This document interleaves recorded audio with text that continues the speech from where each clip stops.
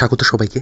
আজকে আমরা আমাদের যে পলিটির ফাউন্ডেশন কোর্স চলছিল সেখানেই 19 নম্বর ক্লাস নিয়ে এসেছি। আর বেশি ক্লাস হবে না, 25টা ক্লাসের মধ্যেই সম্পূর্ণ পলিটি সমাপ্ত হয়ে যাবে। ঠিক আছে, এই টপিকগুলো যা করানো হচ্ছে, প্রথম তো করানো হচ্ছিল টপিক ওয়াইজ, এখন আর কোনো তেমন টপিক নেই যেখান থেকে বেশি প্রশ্ন এসেছে। এখন শুধু মিসলেনিয়াসই টপিক রয়েছে। তারপর আমরা অন্য কোনো সাবজেক্ট নিয়ে আলোচনা করব। ঠিক আছে, তো কথা না বাড়িয়ে আজকের লেকচারটা শুরু করা যাক।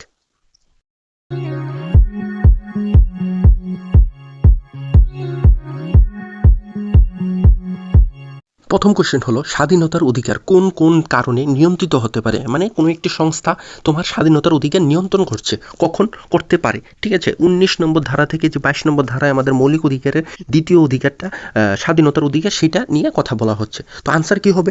আনসার কি হবে? রাষ্ট্রের নিরাপত্তার স্বার্থে স্বাধীনতার অধিকারকে নিয়ন্ত্রিত করা যেতে পারে। অবশ্যই রাষ্ট্রের সুরক্ষার সর্বোপরি, তারপর সমস্ত কিছু। তারপর হলো বিদেশি রাষ্ট্রের সঙ্গে বন্ধুত্বপূর্ণ সম্পর্ক বজায় রাখার জন্য, অবশ্যই বিদেশি রাষ্ট্রের সঙ্গে বন্ধুত্বপূর্ণ সম্পর্ক বজায় রাখার ক্ষেত্রে তোমার স্বাধীনতাকে সরকার বা একটি সংস্থা নিয়ন্ত্রণ করতে পারে। জনশৃঙ্খলা আর স্বার্থে, অবশ্যই জনগণের স্বার্থ সর্বোপরি, এটাতেও হতে পারে। তো আনসার কি হবে? স্বাধীনতার অধিকার আর উপরোক্তি সবকটি কারণে নিয়ন্ত্রিত হতে পারে। ঠিক আছে, এবং এই এমসিকিউগুলো কোনো না কোনো পরীক্ষাতে এসেছিল, পিওয়াইকিউ নিয়ে আমরা আলোচনা করছি। ঠিক আছে, নেক্সট কোশ্চেন হলো, প্রতিরোধমূলক আটক আইন দ্বারা কোন মৌলিক অধিকারে সীমিত করা হয়েছে? কোন অপশন হতে পারে? অপশন হলো অপশন বি, স্বাধীনতার অধিকার। প্রতিরোধমূলক আটক আইন দ্বারা স্বাধীনতার মৌলিক অধিকারকে সীমিত করে। ঠিক আছে, এই হলো সেখানে বলা হয়েছে কততম ধারা? আর্টিকেল 22 এ কি বলা হয়েছিল? 22 এ বলা হয়েছিল গ্রেফতারের বিরুদ্ধে অধিকার। ঠিক আছে, এই মৌলিক অধিকারের অংশ হলে এর মধ্যে একটি ব্যতিক্রম রয়েছে। কি? এই আইনের মাধ্যমে একজন ব্যক্তিকে অপরাধ প্রমাণ ছাড়াও ভবিষ্যতে সম্ভাব্য অপরাধের আশঙ্কায় তাকে আটক করা যেতে পারে, যা ব্যক্তিগত স্বাধীনতাকে সীমিত করে। ঠিক আছে, কততম ধারায়? 22 নম্বর ধারায় বলা হয়েছে প্রতিরোধমূলক আটক আইন। তারপর হলো, ভারত সরকার ভারতরত্ন ও পদ্মশ্রী পুরস্কার প্রদান করে সংবিধানের কোন অনুচ্ছেদে? আমরা পড়েছিলাম সংবিধানের 18 নম্বর যে ধারা, সেখানে উল্লেখ ছিল কি? সেখানে উল্লেখ ছিল উপাধি নিষিদ্ধকরণ, কিন্তু শিক্ষাগত উপাধি এবং এই সমস্ত পুরস্কার দেওয়া সম্ভব। তো অনুচ্ছেদ 18 ব্যবহার করেই ভারত সরকার ভারতরত্ন, পদ্মশ্রী, পদ্মভূষণ এই সমস্ত যে পুরস্কার সেগুলো দিয়ে থাকে। আনসার কি হবে? অনুচ্ছেদ 18। ঠিক আছে, এবং আমরা যখন স্ট্যাটিক জিকে পড়ব তখন আমরা আলোচনা করব ভারতরত্ন নিয়ে, পদ্মবিভূষণ নিয়ে, পদ্মশ্রী নিয়ে, পদ্মভূষণ নিয়ে, খেলরত্ন পুরস্কার নিয়ে, অর্জুনা পুরস্কার নিয়ে, এই সমস্ত পুরস্কার নিয়েও আমরা আলোচনা করব। তারপর নেক্সট হলো, নিম্নলিখিত মৌলিক অধিকারের মধ্যে কোনটি বিদেশিরাও পেতে পারে? ঠিক আছে, আমরা পড়েছিলাম যে কোন কোন অধিকারগুলি শুধুমাত্র ভারতীয়দের জন্য লাগু হয়, এটা আমরা পড়েছিলাম। 15তম ধারা, 16তম ধারা, 19তম ধারা, 29তম ধারা, 30তম ধারা। এই মৌলিক অধিকারগুলি শুধুমাত্র ভারতীয়দেরই জন্য দেওয়া হয়। আর মৌলিক অধিকার ছাড়া 325তম ধারা এবং 326তম ধারা, এগুলি কিন্তু সবগুলো বর্ণনা করা হয়েছে একটা একটা করে।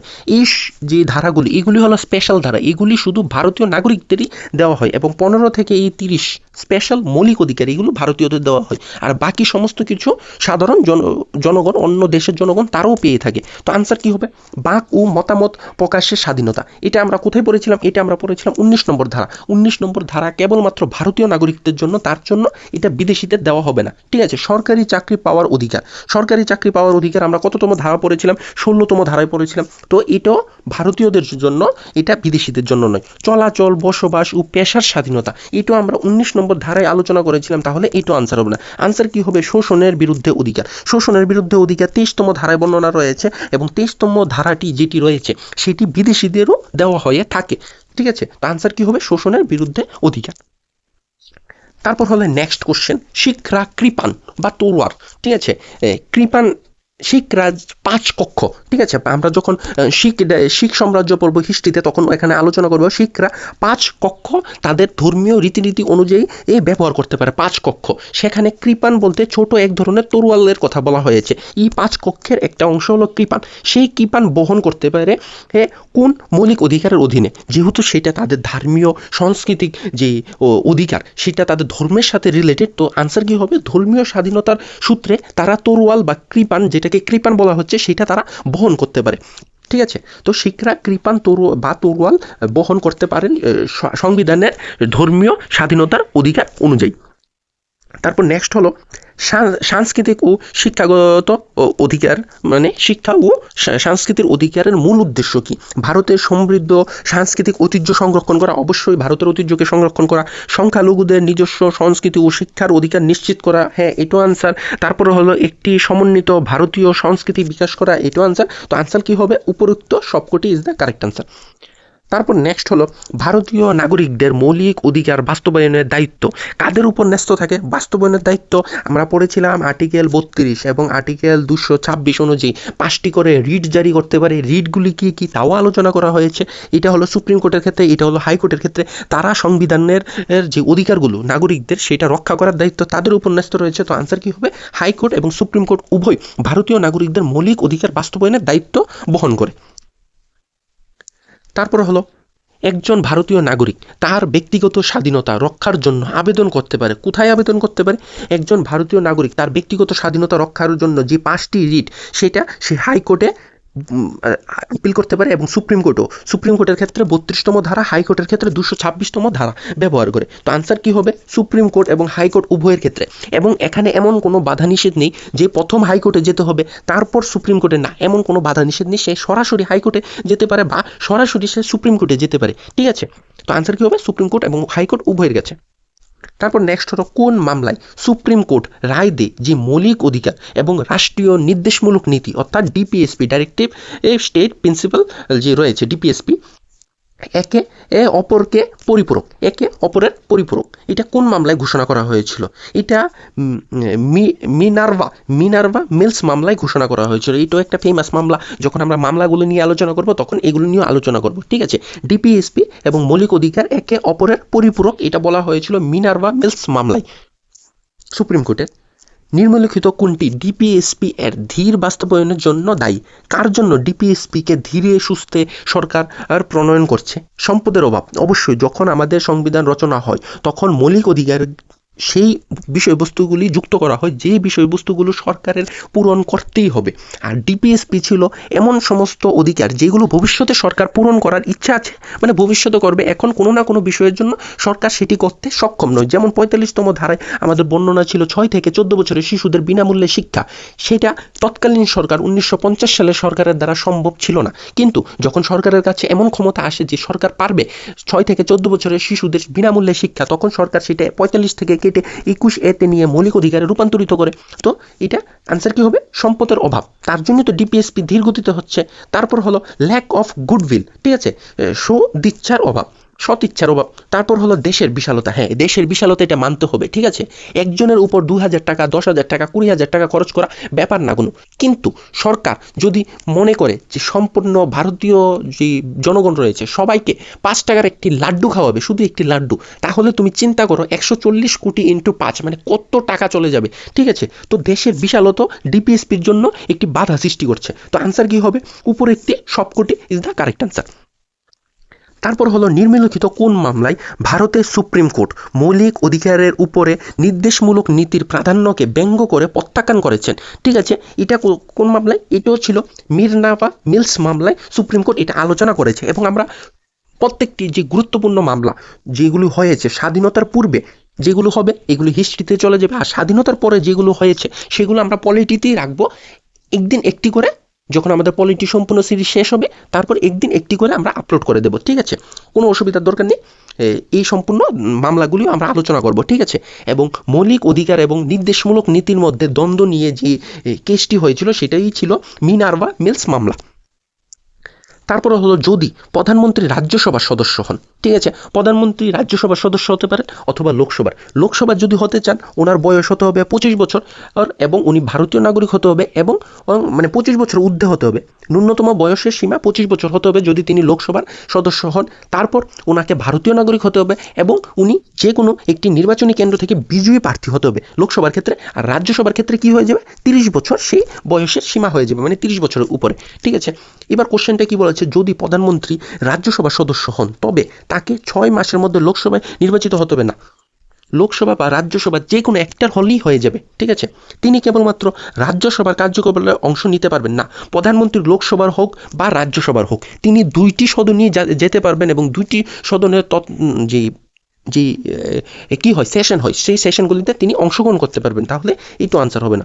তৃতীয়টা হলো তিনি লোকসভায় আনাস্থা প্রস্তাব, হ্যাঁ ঠিক আছে, আনাস্থা প্রস্তাব মানে হলো নো কনফিডেন্স মোশন, সেখানে ভোট দিতে পারবেন না। আচ্ছা, তারপর চতুর্থটা হলো তিনি লোকসভায় বাজেট আলোচনায় অংশ নিতে পারবেন না। একজন প্রধানমন্ত্রী লোকসভা এবং রাজ্যসভা উভয় সেশনে যোগদান করতে পারবেন, কিন্তু যদি একজন প্রধানমন্ত্রীকে তার চেয়ার থেকে সরাতে হয়, সেখানে ইমপিচমেন্টের কোনো প্রক্রিয়া নেই। যেভাবে আমরা পড়েছিলাম রাষ্ট্রপতির ক্ষেত্রে 61 ধারা ব্যবহার করে ইমপিচমেন্ট, তেমন প্রধানমন্ত্রীর ক্ষেত্রে কোনো ইমপিচমেন্ট নেই। প্রধানমন্ত্রীকে কিভাবে বার করা সম্ভব? ওনার পদ থেকে একমাত্র নো কনফিডেন্স মোশনই, এবং নো কনফিডেন্স মোশন সর্বদা লোকসভায় আসবে। যেহেতু লোকসভায় প্রধানমন্ত্রী অংশ নয়, এই ক্ষেত্রে যেহেতু বলে দেওয়া হয়েছে যে প্রধানমন্ত্রী রাজ্যসভার সদস্য, যেহেতু প্রধানমন্ত্রী লোকসভার সদস্য নয়, তার জন্য তিনি যে ওনার বিরুদ্ধে নো কনফিডেন্স মোশন আসবে, সেখানে তিনি ভোট দিতে পারবেন না। তাহলে আনসার কি হবে? আনসার হবে অপশন সি। যদি প্রধানমন্ত্রী রাজ্যসভার সদস্য হন, তবে তিনি লোকসভায় আনাস্থা প্রস্তাব বা নো কনফিডেন্স মোশনে ভোট দিতে পারবেন না, কারণ তিনি লোকসভার সদস্য নন, এই কারণে। ঠিক আছে, নেক্সট হলো ভারতের রাষ্ট্রপতিকে সংসদীয় ব্যবস্থায় কিভাবে চিহ্নিত করা হয়েছে? চূড়ান্ত ক্ষমতা, সুপ্রিম লিডার অফ ইন্ডিয়া না। রাষ্ট্রপতি কোনো সুপ্রিম মানে একা কোনো কাজ করতে পারে না। রাষ্ট্রপতি 74তম ধারা ব্যবহার করে প্রধানমন্ত্রী এবং মন্ত্রী পরিষদের যে দিশা, সেই অনুযায়ী তিনি দেশ পরিচালনা করে থাকে, ঠিক আছে। সীমিত কিন্তু চূড়ান্ত ক্ষমতা না, এটাও না। তারপর হলো আনুষ্ঠানিক ক্ষমতা, হ্যাঁ, রাষ্ট্রপতি হলো আনুষ্ঠানিক একজন ব্যক্তি, আনুষ্ঠানিক ক্ষমতা ওনার রয়েছে, এবং রাষ্ট্রপতি দেশ পরিচালনা করে 74তম ধারা ব্যবহার করে প্রধানমন্ত্রী এবং মন্ত্রী পরিষদের সুপারিশে। তো আনসার কি হবে? Option C.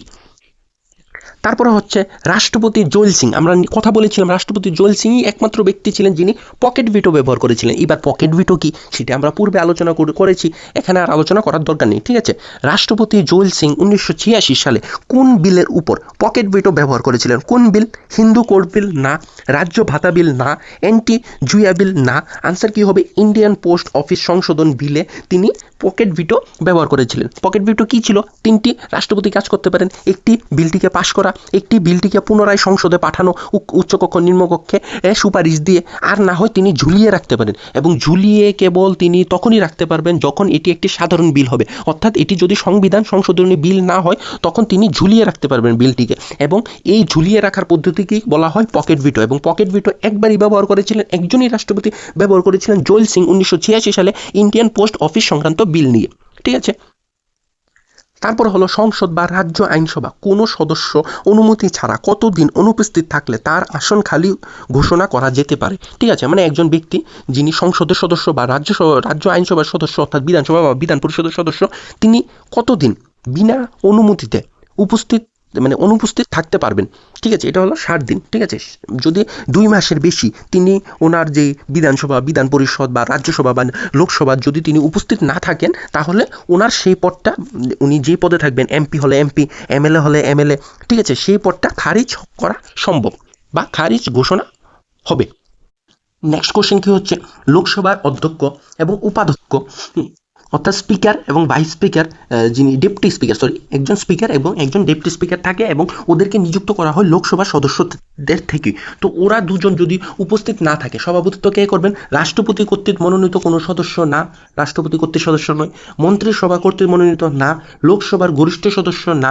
আনসার কি হবে? অধ্যক্ষ কর্তৃক ঘোষিত সভাপতির তালিকা থেকে একজন, ঠিক আছে।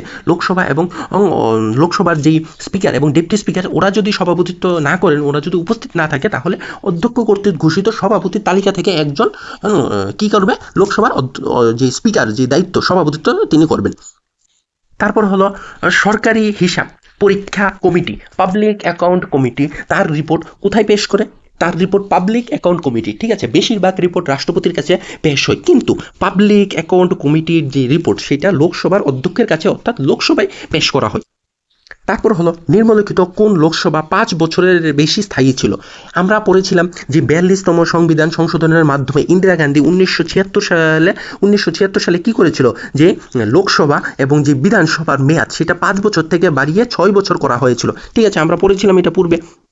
তো সেই কথাই বলা হচ্ছে সেটা কততম লোকসভা ছিল, ঠিক আছে, কততম লোকসভা ছিল, সেটা ছিল পঞ্চম লোকসভা। এবং পঞ্চম লোকসভাতে যে এমপিগণদের মেয়াদ 5 বছর থেকে 6 বছর বেড়ে গিয়েছিল ইমার্জেন্সি চলাকালীন সময়ে,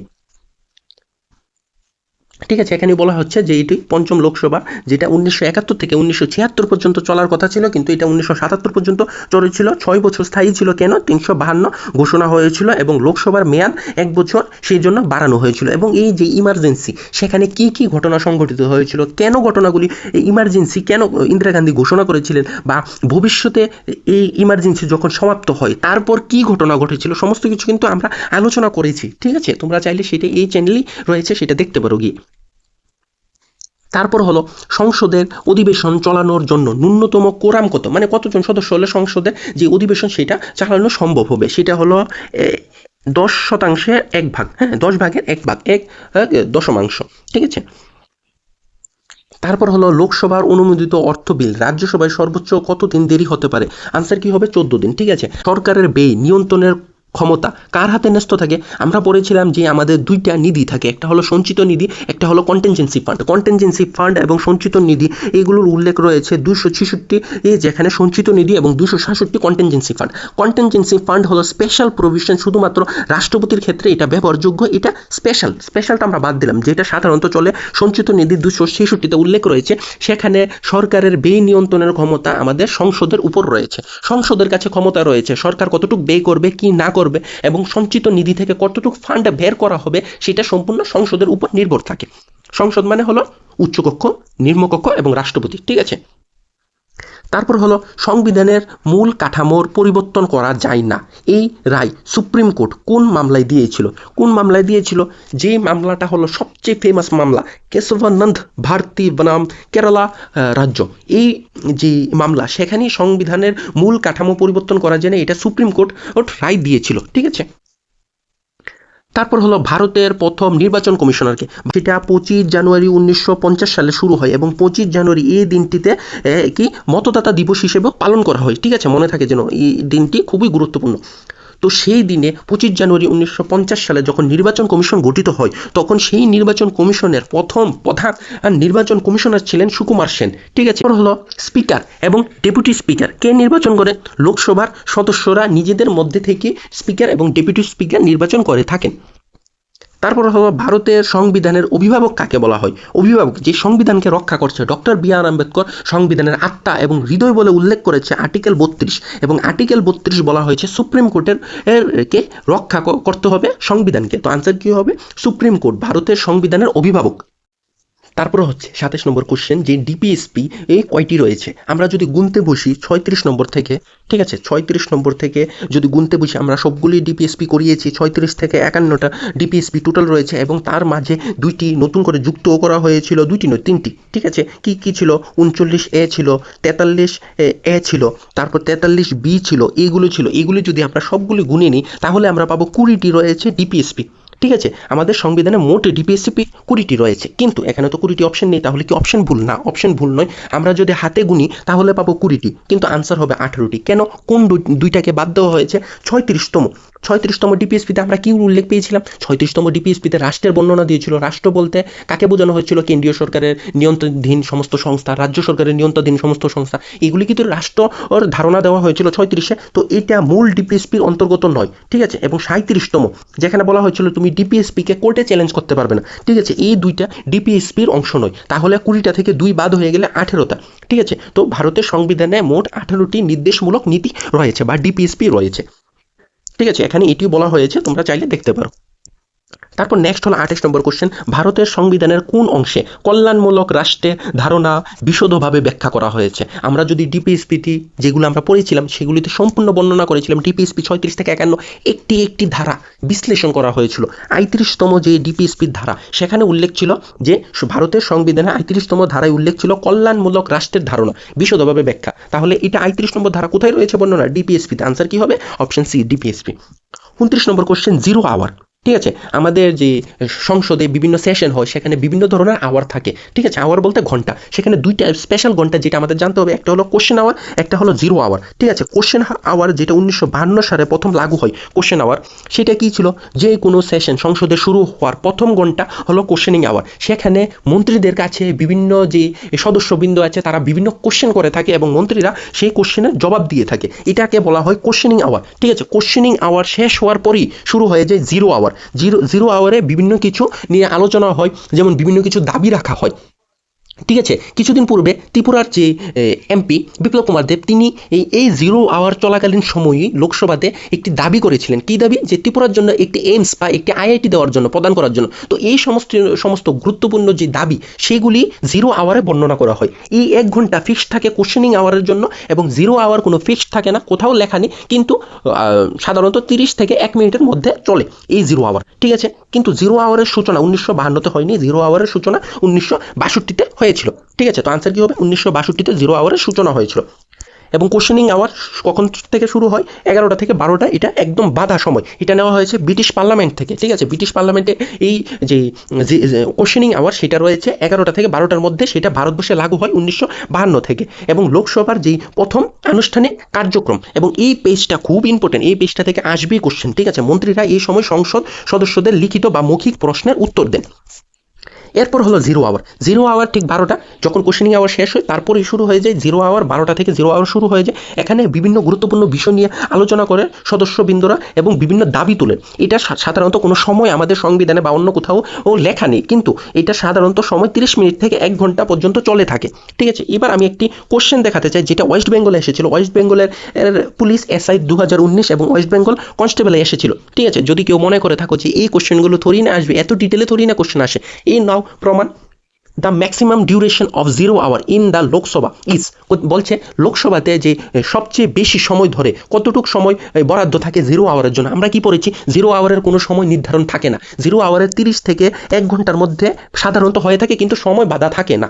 ঠিক আছে, তো অপশন দেওয়া হয়েছিল 60 মিনিট, তারপর বলা হয়েছিল যে কোনো নির্দিষ্ট সময় নেই, অসীম পর্যন্ত, আইডেন্টিফাই পিরিয়ড, তারপর বলা হয়েছিল 30 মিনিট এবং বলা হয়েছিল 2 আওয়ার। ঠিক আছে, এবার যে তোমাদের যে বোর্ডে পরীক্ষা নিয়েছিল তারা আনসার ঘোষণা করে অপশন সি 30 মিনিট। ঠিক আছে, আমি তো পারতাম শুধু 30 মিনিট বলে চলে যাওয়া, কিন্তু সম্পূর্ণ বিষয়টা যদি তোমরা না জানো, সংবিধানের কোনো অংশে বা অন্য কোনো দলিলের কোনো অংশে বর্ণনা নেই যে জিরো আওয়ার 30 মিনিটেরই হবে। বর্ণনা রয়েছে 30 থেকে 45 মিনিটের মধ্যে সাধারণত হয়ে যায়, 30 থেকে 45 মিনিটের মধ্যে সাধারণত হয়ে যায়, সেই জন্য তারা 30 মিনিট ঘোষণা করেছে। ঠিক আছে, তো মানে কোশ্চেনে সাধারণত 30 মিনিটই আনসার দেওয়া হয়ে থাকে, এবং এটা খুব গুরুত্বপূর্ণ, কারণ পরীক্ষায় এসেছে তারা কিন্তু 60 মিনিট আনসার দেয়নি। সাধারণত এটা 30 থেকে 45 মিনিট বা 30 থেকে 1 ঘন্টার মধ্যে এই জিরো আওয়ার সংগঠিত হয়। তারা তো পারতো 60 মিনিট দিত, কিন্তু তারা 60 মিনিট দেয়নি, তারা আনসার 30 মিনিট দিয়েছে। তো সাবধান, যারা ওয়েস্ট বেঙ্গলের প্রিপারেশন নিচ্ছ, কেমন ধরনের পরীক্ষা আসে সেটা তোমাদের মাথায় আগে থেকে থাকতে হবে।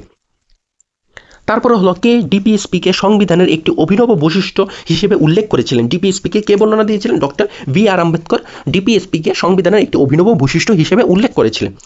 ঠিক আছে, তারপরে হলো কোন ধরনের রাষ্ট্র গঠনের লক্ষ্য ডিপিএসপিতে উল্লেখ করা হয়েছে। এটা তো আমরা অনেকবার পড়েছি, 35 নম্বর ধারায় বর্ণনা রয়েছে কল্যাণমূলক রাষ্ট্রের কথা।